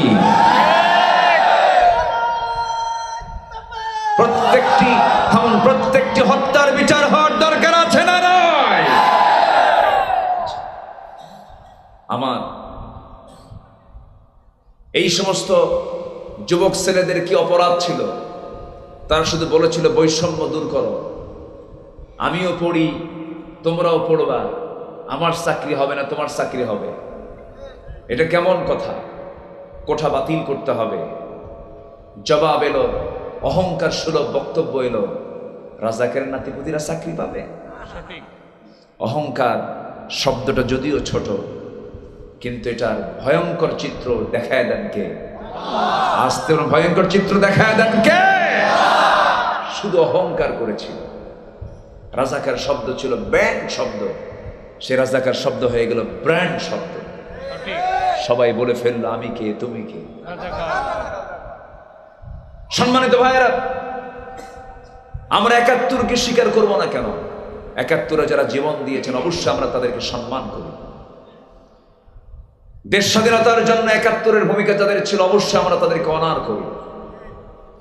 ৫২-এর ভাষা আন্দোলন যারা করেছেন আমরা তাদেরকে সম্মান করি। আমাদের তারা অগ্রজ, তারা অনেক দেশের জন্য অনেক ত্যাগ স্বীকার করেছেন। কিন্তু ২০২৪ সালেও এমন ত্যাগ আছে না নাই? আসতে বলবেন না, আছে না নাই? ওই সমস্ত হত্যার যদি বিচার হতে পারে ২০২৪ সালের ৫ই আগস্ট পর্যন্ত যতগুলো নিরপরাধ, নিরীহ, বোঝে না, বয়স কম এই সমস্ত ছেলে পেলে একটা ন্যায্য অধিকার প্রতিষ্ঠার জন্য রাজপথে নেমেছিল, এই সমস্ত নিরপরাধ ছাত্রদের উপরে কেন গুলিবর্ষণ করা হয়েছিল? এটি কি অন্যায় নয়? এটি কি অন্যায় নয়? শুকিয়ে যাওয়া রক্তের যদি বিচার হয়, এ তো তাজা রক্ত কয়েকদিন আগে চলে গেছে, এদেরও বিচার হওয়ার দরকার আছে না নাই? কষ্ট হচ্ছে? আলোচনা চালিয়ে যাই, আলোচনা চালাই, জোরে বলি ইনশাআল্লাহ। আমার বন্ধুগণ, তবে হ্যাঁ, আমাকে আপনাকে সবরের পরিচয় দিতে হবে, ধৈর্যের পরিচয় দিতে হবে, তাছাড়া কোনো কাজে সফল হতে পারবো না। দাঁড়িয়ে থাকাও কিন্তু ধৈর্যের পরিচয়, এই যে বসে আছেন এটাও কিন্তু ধৈর্যের পরিচয়। ধৈর্য ছাড়া কোনো কাজ হয় না। এই যে ২০২৪ সালের ৫ আগস্ট পর্যন্ত যে আন্দোলনটা হলো, ওই সমস্ত ছাত্রদের দিল থেকে ভয়টা দূর করে দিয়েছিলেন তিনি আমার কে? ভয় নাই। স্বরাষ্ট্রমন্ত্রীকে এক পুলিশ অফিসার বলে, স্যার কি করব? গুলি করি, একটা মরে আর বাকিগুলো দৌড়ায় না, ওরা আরো আগায় আসে। তো এই দিল থেকে ভয়টা দূর করে দিয়েছেন তিনি কে? বিজয় দিয়েছেন কে? আল্লাহ নিজেই বলেছেন, ইল্লা তানফিরু ইউআযিবকুম আযাবান আলীমান ওয়া ইস্তাবদিল কওমান গায়রাকুম ওয়া লা তাদুররুহু শাইআ। জোরে বলুন আল্লাহু আকবার। তোমরা যদি পালাও তাহলে তোমাদের পরিবর্তে এমন একটা জালিম গোষ্ঠীকে তোমাদের উপরে চাপিয়ে দেব, তুমি তাদের কোনো ক্ষতি করতে পারবে না। তাহলে পালালে পরে বিপদ হয়ে যেত কম না বেশি? বেশি। কিন্তু বিপদ দূর করার জন্য ওই সমস্ত যুবকদের দিল থেকে ভয় দূর করে দিয়েছেন তিনি আমার কে? বিজয়টা কে দেন? আসতে বলবো না, বিজয়টা কে দেন? ধৈর্য তারা ধরেছে, সবর তারা ধরেছে, ইস্পাত কঠিন সিদ্ধান্ত নিয়েছে, দাঁড়িয়েছিল, এটাই সবর। এটা কি সবর? ইন্নাল্লাহা মা'আস সাবিরিন। ধৈর্যের সাথে আল্লাহর সম্পর্ক আছে। এই জন্য ধৈর্যটা সবচেয়ে বড় একটা বিশাল গুণ ইমানদারের জীবনে। সবচেয়ে বড় ধৈর্য হলো, ধৈর্যের কিছু সংজ্ঞা আছে। ১ নাম্বার হলো ধৈর্য তাকেই বলে যে বান্দা পাপ কাজ থেকে নিজেকে বিরত রাখে, হলো সবচেয়ে বড় ধৈর্যশীল। যে বান্দা পাপকে ছয় না, পাপকে স্পর্শ করে না, এটাই সবচেয়ে বড় সবরের পরিচয়। এর চেয়ে বড় ধৈর্যশীল আর কিছুই হতে পারে না। আজকের সমাজে পাপ করা সহজ না, নেক আমল করা সহজ। বলেন কোনটা সহজ? পাপ কাজ করা সহজ। আপনি মদ খাবেন, কেউ কিছু বলবে না। আপনি জিনার দিকে যাবেন, কেউ কিছু বলবে না।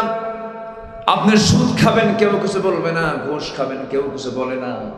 কিন্তু ইসলামী রাষ্ট্র যদি হয়ে যায়, কোরআনের আইন যদি চালু হয়ে যায়, এই সমস্ত কাজগুলো করা বান্দার জন্য সহজ হবে না কঠিন হবে? কঠিন হয়ে যাবে। একটা ইসলামী সমাজের বৈশিষ্ট্য হলো ভালো কাজটা করা সহজ হবে, মন্দ কাজটা করা কঠিন হয়ে যাবে। আর অনিসলামী সমাজের বৈশিষ্ট্য হলো ভালো কাজ করা কঠিন হবে, মন্দ কাজ করাটা পানির মতো সোজা হয়ে যাবে। যা আজকের সমাজে আছে না নাই? এক হাজী সাহেব হজ করতে গেছে, আমি 2015 সালে একসঙ্গে যাচ্ছিলাম। হাজী সাহেব বিমানে চড়লেন। বিমান বালাগুলো পুরুষ হয় না মহিলা হয়? মহিলা হয়। অসুন্দরী না সুন্দরী? বয়স কানা কম বয়সী,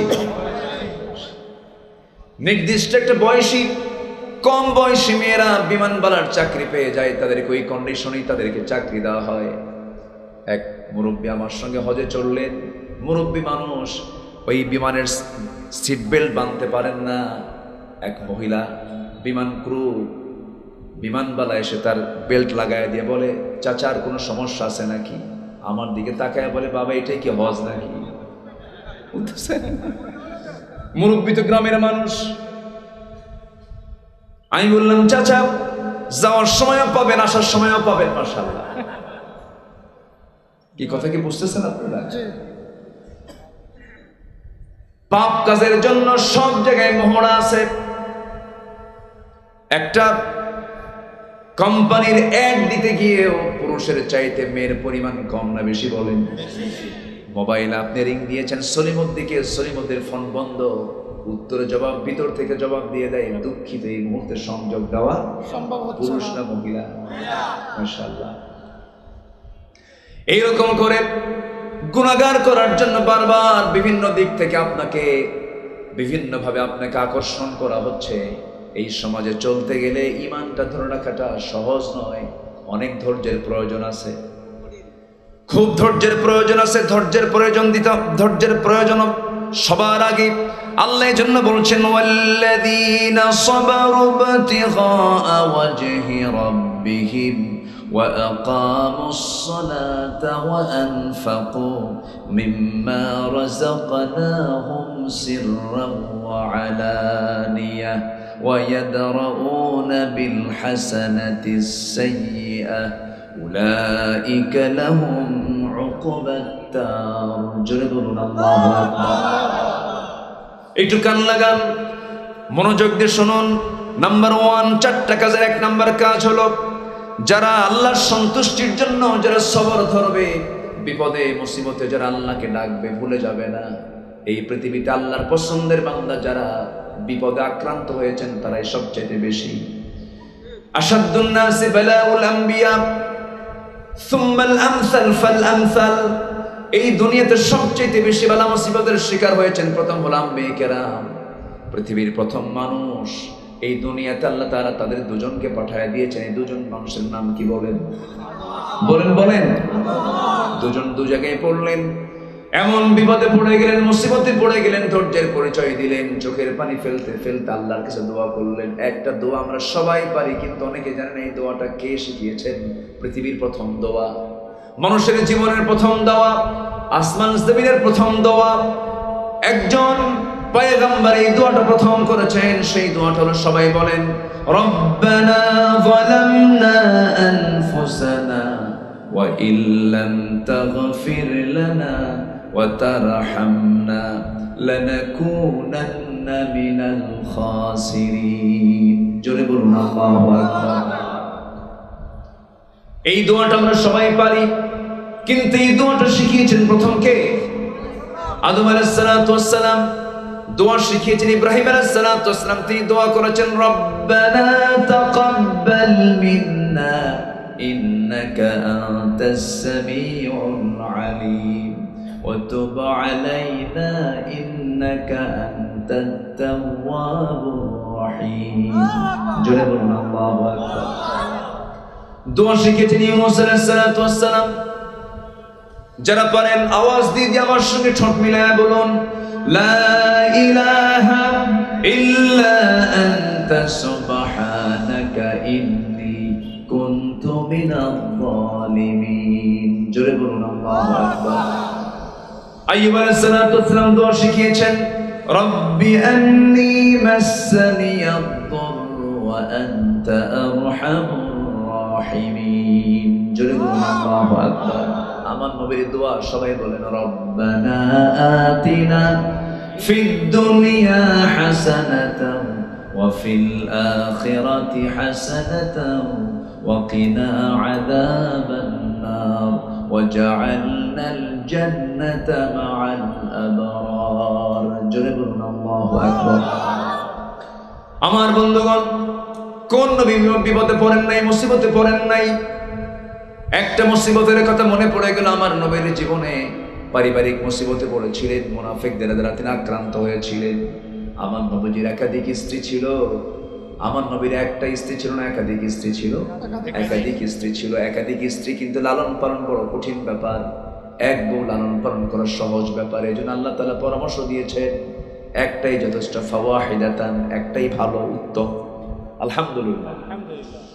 মায়েরা খুব খুশি, হুজুর এটা একটু বুঝায় দেন, খালি আমাদের হুমকি মারে বিয়ে কিন্তু আরেকটা করুন, একটু বসেন, আমাকে না বলে অনেকে চলে যাচ্ছেন। আমি কিছু বলবো না, কারণ 12টা পার হয়ে গেছে, তো মানুষের তো কর্মজীবন আছে, আগামীকালের অনেক কাজ আছে। আমার মনে হয় একটু দোয়া করে দিলে নাকি কি করবো বলেন? যে আপনার পাশে থেকে উঠবে তাকে ধরায় দেবে, বসায় দেবে, ব্যাস বসায় দেবে। বসো। গ্রামের নাম কি? আর উপজেলার নাম কি? মনিরাম। এটা গয়েশ। এইদিকে এই নামগুলো এখনো আছে, কিন্তু এই গ্রামে শুনলাম যে কোনো হিন্দু মানুষ নাই। এই গ্রামে আগে ছিল এক সময়, এখন নাই। তবে হিন্দুরাও আমাদের ভাই, তারা তো মানুষ, আমরা তাদেরকে সম্মান করব। আমরা তাদের মন্দির পাহারা দেই, কিন্তু তারা আমাদের মসজিদ পাহারা দিতে পারে না, ঠিক কিনা বলেন? তার সবচেয়ে বড় সাক্ষী হলো ভারত, ঠিক কিনা? বাবরি মসজিদ কি আছে না? হাতুড়ি দিয়ে ভাঙছে ওরা, কিন্তু ওদের মন্দিরকে আমরা ভাঙি। আমরা শিখেছি পৃথিবীতে অন্য ধর্মকে সম্মান করতে। আল্লাহু আকবার। সম্মানিত ভাই, হ্যাঁ ইসলাম শিখিয়েছে, আমরা তো ইসলাম মানি, জি ঠিক আছে, মানার চেষ্টা করি। সম্মানিত বন্ধুগণ, তামান নবীজি তার পারিবারিক জীবন একটা বড় পরীক্ষার মধ্যে পড়েছিলেন। তো কি ধৈর্যের পরিচয় দেখেন। মুনাফিক আগেও ছিল, নবী জানতেন যে লোকটা মুনাফিক, কিন্তু তাকে নিয়ে কিন্তু আবার রাসূল ছিলেন না। আজকের সমাজে মুনাফিক মনে হয় নাই, তবে মনিরামপুরে নাই। মনিরামপুরে মুনাফিক আছে, মারাত্মক ভয়ঙ্কর। এদেরকে চেনা খুব মুশকিল। এদের কথা হলো ফেরেশতার মতো, খুব সুন্দর কথা বলে। যারা বেশি সুন্দর কথা বলে তাদের কথার মধ্যে রহস্য থাকে। আর দেখবেন কিছু কিছু বুড়ো চাচা আছে, কিছু মুরব্বী আছে, একদম সামনে যা পায় তাই মেরে দেয় একদম, কিন্তু লোকটা ভালো আছে না? বলেন তো। সোজা কথা একদিকে হয়, সোজা কথা কি একদিকে হয়, আর সুন্দর কথা নানান দিকে হয়।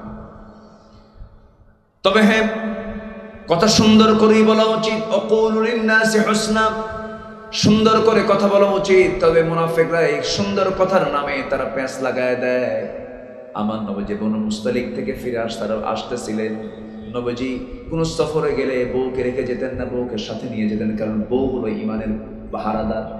বউ ইমানের কি পাহারাদার, বউকে সাথে নিয়ে চলবেন। আপনি মার্কেটে গেছেন, বাইরে গেছেন, বাজারে গেছেন, পাশে বউ আছে, অন্য কোন নারীর দিকে তাকানোর কোন হিম্মত? এই বউরে ভয় করেন না আপনারা? এত আস্তে কেন? তাকানোর কি ক্ষমতা আছে? বউকে ভয় করেন না আপনারা? হ্যাঁ, বর্তমানে কোন আগের থেকেই আপনিও ভয় করেন, কোনো উপায় নাই। ভয় না করলে সংসারিত হবে। বউরে আমিও ভয় করি, সবাই ভয় করে। এই ভয় হচ্ছে সম্মান। এই ভয়টা কি বলেন তো? সম্মান। বউকে না সম্মান করলে পরে পরিবার টিকবে না। আমার নবীজি সারা জীবন বউকে আগে খাওয়ায়া দিয়েছেন, এরপরে রাসূল খেয়েছেন, নিজের ঘর নিজে ঝাড়ু দিয়েছেন। আম্মা জান আয়েশা বলেন, নবীর কাছে এক গ্লাস ভর্তি দুধ নিয়ে যেতাম, রাসূলকে এত জোরাজুরি করতাম, হুজুর আপনি আগে খান। রাসূল খেতেনই না, আমার দিকে ঠেলে দিয়ে বলতেন, আয়েশা তুমি শুরু করো, আমি শেষ করে দেব। জোরে কোন সুবহানাল্লাহ। মুহাব্বতটা কেন হবে না ভাই? কেন হবে না মুহাব্বত? বউ কেন কথা শুনবে না? কিন্তু আমাদের সমাজে কিছু পুরুষ আছে, পর পুরুষকে বউ দেখাতে খুব খুশি হয়, আছে কিনা বলেন? বউটা নিজের দেখাই সবাই জাতীয় সম্পদ বানায় দেয়। কি সম্পদ বানায় দেয়? R15। কি 15? এই যুবকরা কি R15?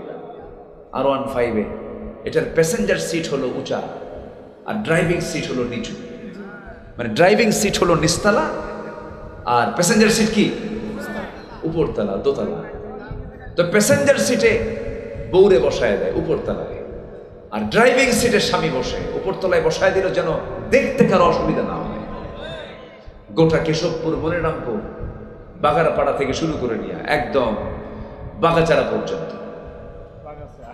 আছে না? বাগাচারা, বাগাচারা, নাভারন, বেনাপোল, পুটখালি, আরো কি খালি আছে, যাই হোক একদম সব এলাকা কুলার খালি রাখলো না, সব জায়গায় এক সকাল সন্ধ্যা ঘুরায় দিল, গোটা শহর মহড়া দিল। আবার এটাকে দেখানোর জন্য আরেকটা কৌশল আছে, R15 যে মানে ধোঁয়া বের হওয়ার যে একটা কি বলে ওটার নাম কি, যে সাইলেন্সারটা থাকে, এটা আবার খুলে ফেলে এমন একটা আওয়াজ দেয়, বুঝায় আমি একখান মাল নিয়ে যাচ্ছি। যেরকম নাউজুবিল্লাহ, যেরকম নাউজুবিল্লাহ, সবাই দেখতে বাধ্য, কারণ আওয়াজ আছে যেখানে নজর আছে সেখানে কি হলো দেখে কৌতূহল হয়। বিকেলের দিকে সাগরদাড়ির মোড়ে গিয়ে কপোতক্ষ নদের পাশে মাইকেল মধুসূদন দত্তের সেই জায়গায় গিয়ে বউটাকে হলদে শাড়ি অথবা লাল শাড়ি পরায়া দিয়া, কি মোবাইল কি 16 Pro Max, বাস একটা আপডেট ভার্সনের একটা মোবাইল দিয়ে ছবি তুইলা এটাকে ডিজাইন করে আবার বউটাকে সুন্দর করে সাজায়, মাথার চুল, কপালে টিপ, তারপরে নাকে মুখে আটা ময়দা দিয়ে প্লাস্টার, এগুলো দিয়ে সাজগুজ কইরা ছবি একখান তুলে ফেসবুকে পোস্ট করে দিয়ে লেখে, প্রিয় ভাইয়েরা আসো আমার বউটাকে সবাই মিলে জামাতের সাথে দেখি। যেরকম নাউজুবিল্লাহ, যেরকম নাউজুবিল্লাহ। এই ধরনের নিচু মনের নিকৃষ্ট চরিত্রের কিছু স্বামী আছে না নাই? আমার দেশের মায়েরা ভালো থাকতে চাইলেও কিছু পুরুষ আছে ভালো থাকতে দেয়ও না, আছে না নাই? আচ্ছা, এটা উচিত নয়। আমার নবীজি বনু মুস্তালিক থেকে আসতেছেন মদিনার দিকে, রসুল বউকে সাথে নিয়ে যেতেন। উহুদের যুদ্ধে রসুল বউকে নিয়ে গেছেন, জীবনে একটাবার হজ করেছেন, সেখানেও বউকে সাথে নিয়ে গেছেন। যেরকম সুবহানাল্লাহ। আমার নবীজি ইহরামের কাপড় পরবেন, আম্মা জান আয়েশা বলেন আমার সঙ্গে তিনি সহবাস করবেন, সহবাস করে এরপর গোসল করে ফরজ গোসল সম্পন্ন করে তিনি ইহরামের কাপড় পরে তিনি হজের নিয়ত করলেন। আল্লাহু আকবার। আমার বন্ধুগণ, সবর কাকে বলে এটা বুঝাতে নিয়ে এই ঘটনার অবতারণা চলে আসলো। আমার নবীজি ফেরার পথে এক সাহাবীকে দায়িত্ব দিয়ে বলেন, শোনো আমরা সবাই চলে যাচ্ছি মদিনার পথে, যদি কোনো সাহাবী বাদ পড়ে যায়, কেউ যদি বাদ পড়ে যায়, সাফওয়ান তোমার দায়িত্ব হলো বাদ পড়া সাহাবীগুলোকে তুমি সঙ্গে করে নিয়ে পরে চলে যাবে, তুমি সবার পরে পরে আসবে। কে বাদ পড়েছে? বাদ তো কেউ পড়ে নাই, বাদ পড়েছেন মিসেস মুহাম্মদ সাল্লাল্লাহু আলাইহি ওয়াসাল্লাম। আম্মা জান আয়েশা বাদ পড়েছেন। খুব চিকন মানুষ ছিলেন তিনি, কম বয়স্কা ছিলেন, প্রচন্ড ধী অনুভূতি সম্পন্ন মানুষ ছিলেন, প্রচন্ড মেধাবী মানুষ ছিলেন, সুপার কম্পিউটারের মতো তার কাস্টিং ক্ষমতা ছিল। যে কথা একবার শুনেছেন জীবনে আর সেই কথা বলেন নাই। নবীজির 6 লক্ষ হাদিস তিনি সব তার সিনায় মুখস্থ রেখেছিলেন। আম্মা জান আয়েশা ছিলেন নবী ইউনিভার্সিটির মহিলা প্রফেসর, তিনি ছিলেন। রাসূলকে যখন তখন প্রশ্ন করেছেন, সব উত্তরগুলো তিনি নিয়ে জমা করেছেন, হাদিসগুলো তিনি বর্ণনা করেছেন। আম্মা জান আয়েশা সে এত বড় দামি সাহাবী ছিলেন, আমার নবীর স্ত্রীর মর্যাদা পেয়েছিলেন। তিনি যখন আসতে নিলেন সেই বনু মুস্তালিক থেকে, বাদ তো কেউ পড়েন নাই রাসূল, বাদ পড়েছেন নবীজির স্ত্রী আম্মা জান আয়েশা। তিনি বাদ করলেন কেমন করে? উটের পিঠে তিনি পালকিতে বসা ছিলেন, হাওদায় বসা ছিলেন। হঠাৎ করে তিনি বললেন, ও সাহাবী আমাকে নামিয়ে দাও, হাজতের প্রয়োজন হয়েছে, আমাকে নামিয়ে দাও। হাওদা উটের পিঠ থেকে নামানো হলো, সেখান থেকে নামলেন, আড়ালে চলে গেলেন, শৌচ কার্য কমপ্লিট করলেন। শৌচ কার্য কমপ্লিট করে আসতে নিয়ে তার দেরি হয়ে গেল। এইদিকে দায়িত্বপ্রাপ্ত সাহাবী হাওদাটা ভেবেছেন মনে হয় আম্মা জান আয়েশা চলে আসছেন, হাওদার মধ্যে ঢুকেছেন। হাওদাটা হাতের মধ্যে নিয়ে আস্তে করে উটের পিঠে উঠায় দিলেন। এখন প্রশ্ন হলো, একটা মানুষ থাকলে তো তার ওজনটা বেশি হবে, তার তো টের পাওয়ার কথা। আম্মা জান আয়েশা এত চিকন ছিলেন যে হাওদার মধ্যে থাকলেও সে ওজন, না থাকলেও সে ওজন।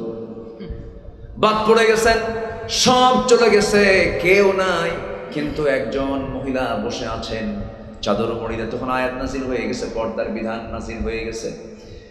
কেউ নাই, চতুর্দিকে নীরব পরিবেশ, কোনো মানুষের কোনো আনাগোনা নাই। একজন মহিলা বসে আছেন দূর থেকে, দায়িত্বপ্রাপ্ত সাহাবী সাফওয়ান দূর থেকে লক্ষ্য করে দেখছেন একজন মহিলা বসে আছে চাদর মুড়ি দিয়া। কাছাকাছি গিয়ে দেখেন আমার নবীজির স্ত্রী আম্মা জান আয়েশা সিদ্দিক এখানে বসে আছেন। তিনি বলেছেন, আম্মা জান কোনো টেনশন করবেন না, নবীর স্ত্রী হলো উম্মতের জন্য মা। উম্মতের জন্য কি মা, কোনো টেনশন নাই, আপনাকে পর্দার নিয়ম রক্ষা করে আপনাকে মদিনায় পৌঁছায় দেওয়া হবে। অত্যন্ত যত্নের সাথে সম্মানের সাথে দায়িত্বপ্রাপ্ত সাহাবী তাকে মদিনায় পৌঁছায় দিলেন, নবীর ঘরে পৌঁছায় দিলেন, ঘোড়ার পিঠে করে নিয়ে গেলেন। এই কথাটা যখন মুনাফিকদের কানে চলে গেছে, মুনাফিকরা তিলও না, অসম্ভবকে সম্ভব বানায় দিয়া, অনস্তিত্বকে অস্তিত্ব বানায় দিয়ে তারা বলে ফেললো, তোমরা কি জানো গত রাতে আয়েশা একটা পরপুরুষের সঙ্গে গোটা রাত সফর করেছে, আয়েশার চরিত্র নাই। আরো জোরে। এই জাতীয় কল্পিত কাহিনী নাটক রচনা করার মতো জঘন্য চরিত্রের মানুষ আজকের সমাজেও আছে না নাই?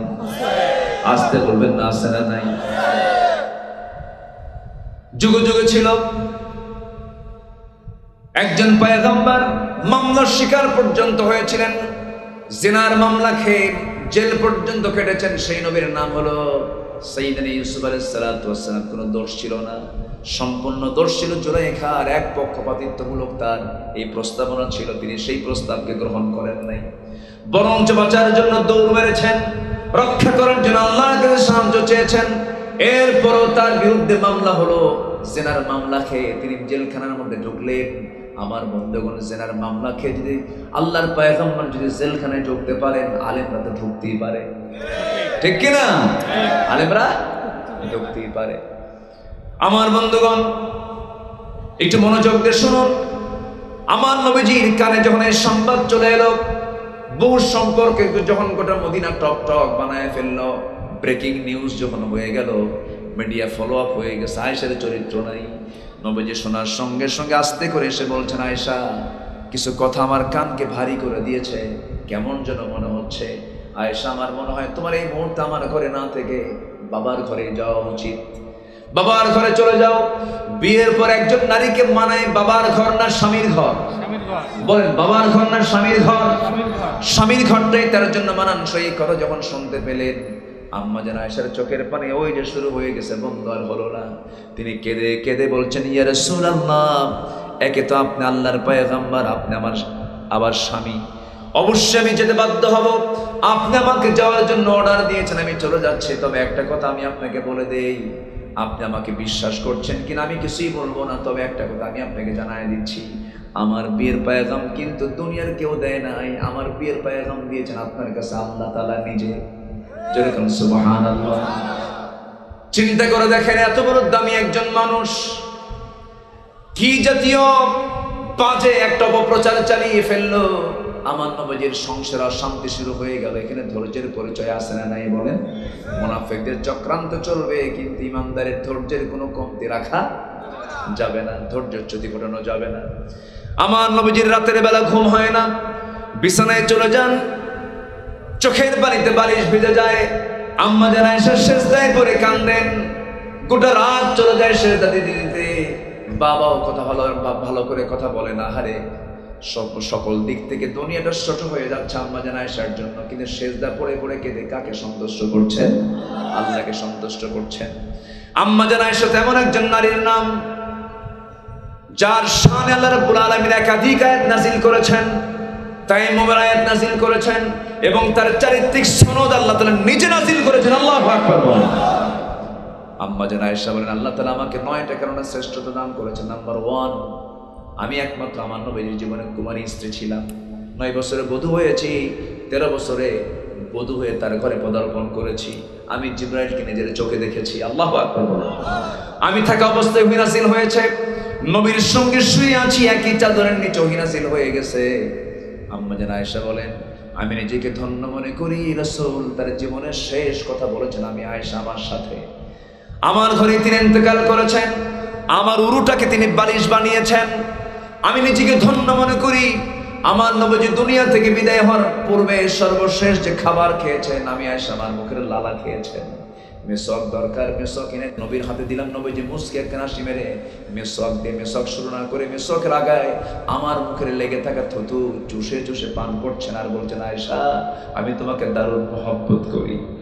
আম্মা জান আয়েশা বলেন, আমি নিজেকে ধন্য মনে করি, আমার রাসূলের জীবনের শেষ খাবার ছিল আমার মুখের লালা ছিল। রাসূল দুনিয়া থেকে বিদায় নেবেন, আস্তে করে রাসূল বলছেন, আয়েশা আমার বেলাল তো আযান দিলা, মসজিদে যাওয়া দরকার, আমি একটু যাই। ওঠার জন্য চেষ্টা করলেন, পারলেন না। আমার নবীজির মাথার চক্কর মেরে পড়ে গেলেন। পড়ে যাওয়ার সঙ্গে সঙ্গে আম্মা জান আয়েশা তাকে ধরে ফেললেন, মাথায় পানি ঢেলে দিলেন। আজান হয়ে গেছে, নামাজ পড়াবে কে? রাসূল কানে কানে বলছে, আয়েশা তোমার আব্বা আবু বকরকে বলে দাও আমার মুসল্লায় যেন দাঁড়ায় সে নামাজটা পড়ায় নাই। মানে রাসূল বুঝায় দিচ্ছেন আমার পরবর্তী খেলাফতের দায়িত্ব গ্রহণ করবে আমার আবু বকর। আল্লাহু আকবার বলেন। নামাজ পড়াবে যে, রাষ্ট্র চালাবে সে। আমার বন্ধুগণ, আমার নবীজি শেষ পর্যন্ত বলেছেন, আয়েশা আমি একটু সাহাবীদের নামাজ দেখবো, আমাকে নিয়ে যাও। জানালার কাছে নিয়ে যাওয়া হলো। রাসূল আম্মা জান আয়েশার পিঠে হাত দিয়ে ভর দিয়ে দিয়ে নামাজের দৃশ্যগুলো দেখছিলেন। আমার নবীজির সেই সময় দুইটা দাঁত নাই। কি দুইটা দাঁত নাই, কোমরটা কুঁজো হয়ে গেছে। আমার নবীজি উহুদের ময়দানে দাঁত হারিয়ে ফেলেছেন, আর খন্দকের প্রান্তরে কোদাল মারতে মারতে কোমর হারায় ফেলেছিলেন। কোমর কুঁজো রাসূল, দাঁত ভাঙা রাসূল দুনিয়া থেকে বিদায় নেবেন এমন সময় হঠাৎ করে আমার নবীজির বিরুদ্ধে ষড়যন্ত্র করে ইহুদিরা খাবারের মধ্যে বিষ ঢুকিয়ে দিয়েছিল, সেই বিষক্রিয়া শুরু হয়ে গেছে। সব যন্ত্রণা একসঙ্গে শুরু হয়ে গেছে, রাসূল মারা যাবেন। আম্মা জান আয়েশা তাকে ধরলেন। আমার নবীজির সাহাবে কেরামদের নামাজের দৃশ্য দেখছিলেন, এমন সময় নবীজির চক্ষু বেয়ে বেয়ে গড়ে গড়ে পানি পড়ছিল, চোখের অশ্রু ঝরছিল। আম্মা জান আয়েশা বলছেন, হুজুর আপনি কাঁদেন কেন? আপনার সাহাবীরা তো নামাজে ব্যস্ত হয়ে পড়েছে, কান্নার তো কোনো কারণ দেখি না। আমার নবীজির সঙ্গে সঙ্গে বলছেন, আয়েশা রে আমার চোখের পানি যে দেখতেছো দুঃখের নয়, এটা চরম আনন্দের। তুমি কি জানো এই নামাজ কায়েমের জন্য তায়েফের মানুষগুলো আমাকে পাগল মনে করে মারতো। এই নামাজ কায়েমের সংগ্রাম করতে গিয়ে আমাকে পাগল আখ্যা দিয়ে মক্কার কুরাইশ আমাকে কত মেরেছে, রক্তাক্ত করেছে, দেশ ছাড়া করে দিয়েছে। উহুদের ময়দানে এই যে আমার দাঁত নাই, এই যে আমার কোমর চলে গেছে খন্দকের প্রান্তরে, এই নামাজ কায়েমের সংগ্রাম করতে গিয়ে এত ত্যাগ আমার সাহাবীরা করেছে। আমার চাচা সাইয়্যিদুশ শুহাদা আমির হামজাকে টুকরো টুকরো করে দুনিয়া থেকে বিদায় করেছে, কলিজা বের করে নিয়েছে, হাত কেটেছে, চোখ তুলেছে, কান কেটেছে, নাক কেটেছে। এত ত্যাগ, এত কুরবানির মধ্য দিয়ে আজকে যে নামাজ কায়েম হয়েছে, রাষ্ট্রের পর্যায়ে ইসলামটা কায়েম হয়ে গেছে, এই চরম আনন্দ আমার চোখ থেকে আজকে পানি বের করতে বাধ্য করেছে। আমি এই জন্য কাঁদতেছি। এই কথা বলি রাসূল বলছেন, আয়েশা রে দুনিয়া থেকে তো বিদায় নিয়ে নেব, আমার সাহাবীদেরকে সর্বশেষ একটা মেসেজ তুমি তোমার মুখ থেকে জানিয়ে দিবা। আমি বলে দিচ্ছি, আমার উম্মতরা যেন কখনো 5 ওয়াক্ত নামাজ না ছেড়ে দেয়। জোরে বলি সুবহানাল্লাহ, জোরে বলি সুবহানাল্লাহ। আমার নবীর সর্বশেষ চিন্তা ছিল কাদেরকে নিয়া? কাদেরকে নিয়া? আমাদের মুহাব্বত থাকবে সর্বশেষ কাকে নিয়া? রাসূলকে নিয়া। আল্লাহু আকবার। এই মুহাব্বত যদি মিলে যায়, নবীর সঙ্গে যদি মুহাব্বত মিলে যায়, মুহাব্বত মিলবে কার সাথে? আসতে বলবেন না কার সাথে? নবীর সঙ্গে মুহাব্বত নেই, আল্লাহর সঙ্গে সম্পর্ক। কি শর্ত জড়িয়ে দিই, ইন কুনতুম তুহিব্বুন আল্লাহ ফাত্তাবিউনি। আল্লাহু আকবার। সেই আম্মা জান আয়েশার ব্যাপারে কত বড় ষড়যন্ত্র করা হলো, কি ধৈর্যের পিরামিড তারা ছিলেন। আল্লাহর কাছে সাহায্য চাইলেন, শেষ পর্যন্ত আল্লাহর পক্ষ থেকে সাহায্য নাজিল হয়ে গেল, ওহী নাজিল হয়ে গেল। আমার নবীজি দীর্ঘ সময় ধরে কাঁদলেন, আম্মা জান আয়েশাও কাঁদলেন, দুজন কাঁদলেন, সাহাবীরাও কাঁদলেন, আর মুনাফিকরা হাসে। কিন্তু আল্লাহর আয়াত যখন নাজিল হয়ে গেছে, হে রাসূল আপনি যা শুনেছেন সম্পূর্ণ মিথ্যা, ভিত্তিহীন কথা। ইন্নাল্লাযীনা জাউ বিল ইফকি উসবাতুম মিনকুম, কোনো টেনশন করবেন না, আয়েশা আগেও যা ছিল এখনো তাই আছে। জোরে বলুন সুবহানাল্লাহ। মুনাফিকদের মুখে মাটি পড়লো। মুনাফিকদের মুখে কি বললো? মাটি পড়লো। যেমন করে এখন একটু পড়ছে মাটি, পড়েনি? আল্লামা সাঈদীর ফাঁসির রায় শুনে মিষ্টি খাইছে। তোরা কই? সিরাজউদ্দৌলা তোরা কই? আজ আলেমদের দুঃখে যারা সুখী হও, আল্লাহর কসম করে বলে তোরাই হলে এই জামানার মুনাফিক। সম্মানিত ভাইরা, ধৈর্যের পুরস্কার কে দেন? আসতে বলুন, ধৈর্যের পুরস্কার কে দেন? তিনি একটা শেষ হাসি দিয়ে দুনিয়া থেকে বিদায় নিয়েছেন। হাসির মধ্যে উত্তর তিনি দিয়ে গেছেন, এই জমিনে আল্লাহর দিন কায়েম হবে। জোরে বলি ইনশাআল্লাহ। যদি প্রয়োজনে রক্ত দিতে হয় রাজি আছেন? জীবন দিতে হয় রাজি আছেন? জান মাল কুরবান দিতে রাজি আছেন? কারা কারা হাত উঁচু করে দেখেন মুসলমান।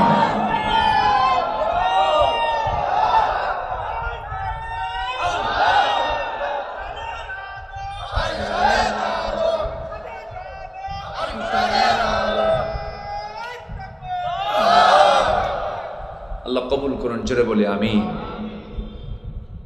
এই জন্য সবর ইমানদারদের জীবনের একটা শ্রেষ্ঠ গুণ। এর কিছু পুরস্কার আছে। পুরস্কারগুলো কি কি একটু শোনায় দেই, শুনবেন? একটু আয়াত বলবো, বিরক্ত হবেন না তো? আচ্ছা, আল্লাহ রাব্বুল আলামিন বলেন সবর করনেওয়ালার জন্য সীমাহীন পুরস্কার। কুল ইয়া ইবাদিল্লাযীনা আমানু ইত্তাকু রাব্বাকুম লিল্লাযীনা আহসানু ফি হাযিহিদ দুনিয়া হাসানাহ ওয়া আরদুল্লাহি ওয়াসিআহ ইন্নামা ইউওয়াফফাস সাবিরুন আজরাহুম বিগাইরি হিসাব। জোরে বলুন আল্লাহু আকবার। নাম্বার 2 হলো আল্লাহর সঙ্গে থাকার অঙ্গীকার। আল্লাহ তার সঙ্গে থেকে যাবেন যারা ধৈর্যশীল।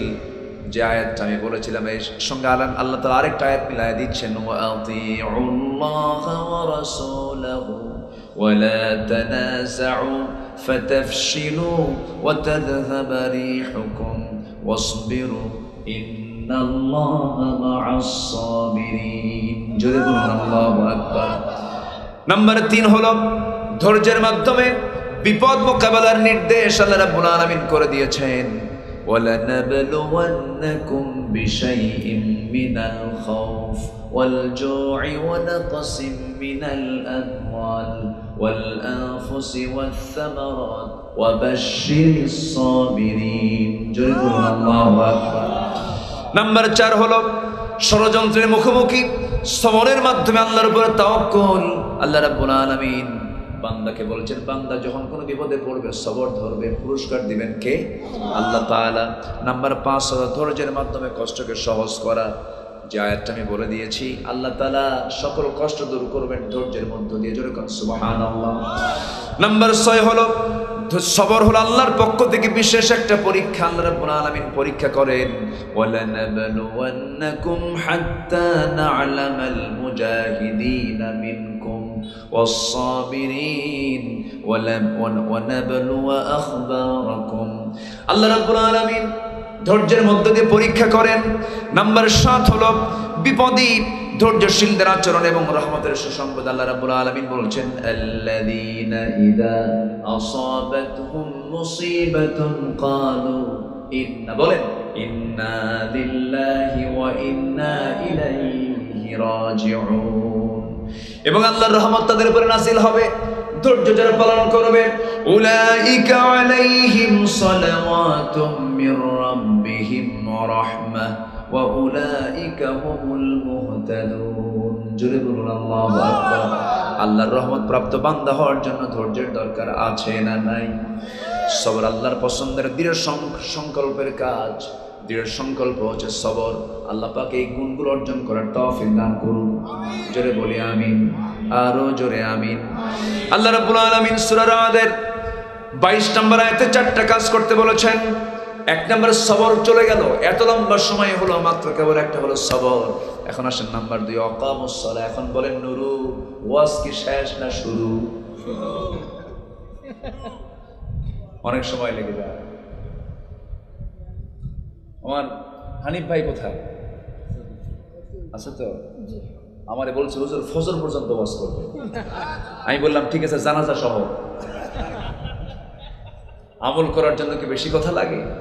আমরা আমল করব। জোরে বলি ইনশাআল্লাহ। ফজর পড়বেন কারা কারা? একটু হাত তুলে দেখেন।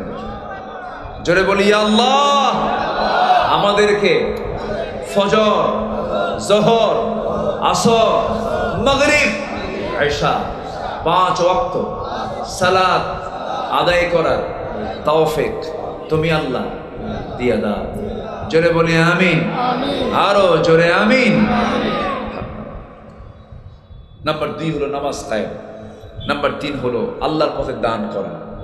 নাম্বার 4 হলো খারাপকে ভালো দিয়ে প্রতিহত করা। কই যান? আরে সম্মানিত ভাইরা, আল্লাহ তাআলা তুমি সবার অংশগ্রহণকে তুমি আল্লাহ কবুল করো। জোরে বলি আল্লাহুম্মা আমিন। যত মানুষ হয়েছেন আল্লাহর মেহেরবানি, আজকে যশোর এই পয়েন্ট বাদে চতুর্দিকে বৃষ্টি, সব জায়গায় বৃষ্টি হয়েছে, হয় নাই? এই জায়গায় শুধু বৃষ্টিটা নাই, আল্লাহ তাআলা রহমত করেছেন। বৃষ্টিও রহমত, মাহফিল শোনার জন্য আল্লাহ তাআলা আজকে এই এলাকাকে বৃষ্টিমুক্ত রেখেছিলেন। বলি আলহামদুলিল্লাহ। আল্লাহ তুমি মাহফিলকে কবুল করো, কমিটিকে কবুল করো, গ্রামকে কবুল করো, মসজিদের মুসল্লিদেরকে কবুল করো, আশপাশের কবরের বাসিন্দাকে জান্নাত বানায় দাও, জিন্দেগি গুনাহগুলো মাফ করে দাও। যে যেখানে আছেন সবাই আমরা বসি, আমরা ধীরে ধীরে দোয়ার দিকে যাবো। আমরা চাইবো কার কাছে বলেন তো? আল্লাহর কাছে চাবো, আল্লাহ যেন আমাদের গুনাহগুলোকে মাফ করে দেন। জোরে বলি আল্লাহুম্মা আমিন।